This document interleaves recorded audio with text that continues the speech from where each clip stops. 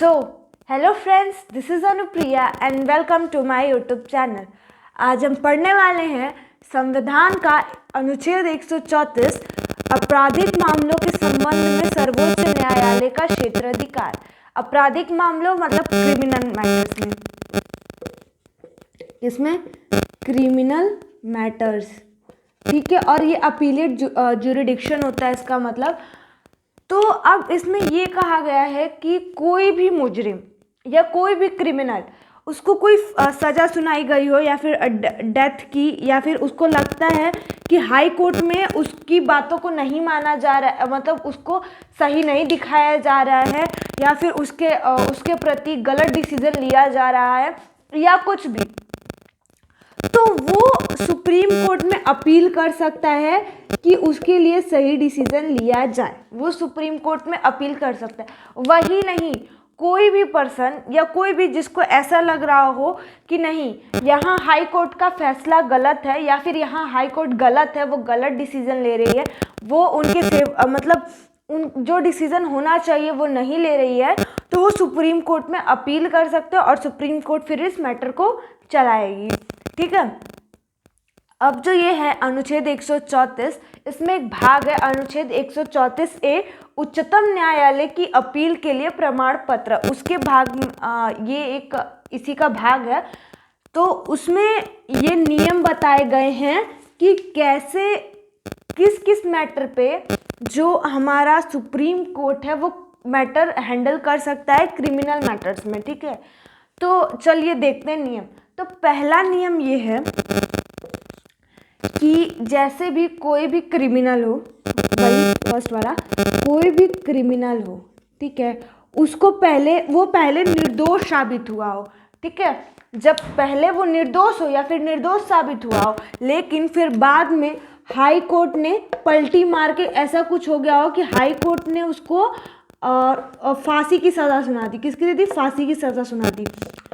तो अब या फांसी की या फिर उम्र कैद की सज़ा सुना दी। अब इस पे वो जो क्रिमिनल है या फिर वो जो पर्सन है वो इस मैटर को उठा के सुप्रीम कोर्ट ले जा सकता है कि नहीं, मैं पहले निर्दोष साबित हुआ था, उसके बाद फिर मुझे हाई कोर्ट ने फांसी की सज़ा सुना दी। तो इस मैटर में जो क्रिमिनल है वो सुप्रीम कोर्ट जा सकता है, ठीक है। अब आगे देखते हैं। अब दूसरा जो कहता है, दूसरा कि जैसे डिस्ट्रिक्ट कोर्ट या फिर हाई कोर्ट, मैं ऐसे लिख रही हूँ शॉर्ट फॉर्म में, आप समझ लेना। डीसी मतलब डिस्ट्रिक्ट कोर्ट और हाई कोर्ट मतलब एचसी मतलब हाई कोर्ट। डिस्ट्रिक्ट कोर्ट मैंने पता ही होगा, जो एक जिले का कोर्ट होता है उसको डिस्ट्रिक्ट कोर्ट बोलते हैं, और जो एक पूरे राज्य का जो मेन हेड होता है कोर्ट का, उसी को हम हाई कोर्ट बोलते हैं, ठीक है। तो जो डिस्ट्रिक्ट कोर्ट या हाई कोर्ट में कोई मर्डर का केस हो, ठीक है, कोई मर्डर का केस हो, वैसे जनरली ये हाई कोर्ट से ही रिलेटेड होता है, तो हम डिस्ट्रिक्ट कोर्ट को छोड़ देते हैं। तो अगर हाई कोर्ट में कोई मर्डर का केस हो और वहाँ पे ना किसी का ट्रायल चल रहा हो, अभी ट्रायल चल रहा हो, और उस ट्रायल में जैसे कोई भी जज होता है या फिर उसका ट्रायल चलता है, तो उस ट्रायल में ये मर्डर केस चल रहा हो, ठीक है, और बीच में इस मर्डर केस को बंद कर दिया जाए और इसका कोई सज़ा नहीं सुनाया जाए, बस बीच में इस ट्रायल को बंद करके और इस मर्डर केस को भी बंद कर दिया जाए और फिर से उसको चालू किया जाए, और उसके खिलाफ अगर गलत डिसीजन लिया जाए तो वो उसको सुप्रीम कोर्ट ले जा सकता है। तो वो उस मैटर को भी सुप्रीम कोर्ट ले जा सकता है, फिर सुप्रीम कोर्ट इसका फैसला करेगी। और तीसरा ये है, तीसरा ये है कि जैसे सुप्रीम कोर्ट है, ठीक है, सुप्रीम कोर्ट वो हाई कोर्ट में कोई केस चल रहा है हाई कोर्ट में, चाहे वो मर्डर का केस हो,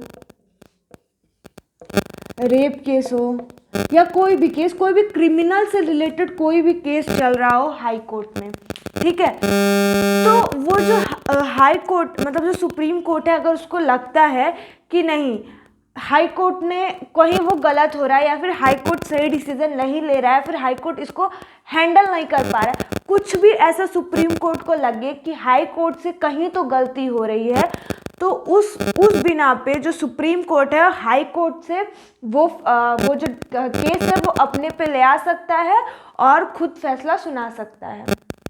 ठीक है, चलिए अब चौथा भी सेम यही है कि सुप्रीम कोर्ट को कानून के तहत, मतलब कानून के तहत ये पावर है कि सुप्रीम कोर्ट चाहे तो कोई भी केस हाई कोर्ट से उठा के अपने आप फैसला सुना सकता है, उस पर केस चला सकता है, इसको उसकी पूरी छूट है और सुप्रीम कोर्ट का फैसला मानना ही पड़ेगा। सुप्रीम कोर्ट हमारा सर्वोच्चतम न्यायालय होता है। ठीक है, तो आई होप आपको इतना समझ में आ गया होगा। So thank you for watching my video. तो अगर आपको मेरी वीडियो अच्छी लगी होगी तो मेरी वीडियो को लाइक करें, मेरे चैनल को सब्सक्राइब करें और मुझे ऐसे ही देखते रहें।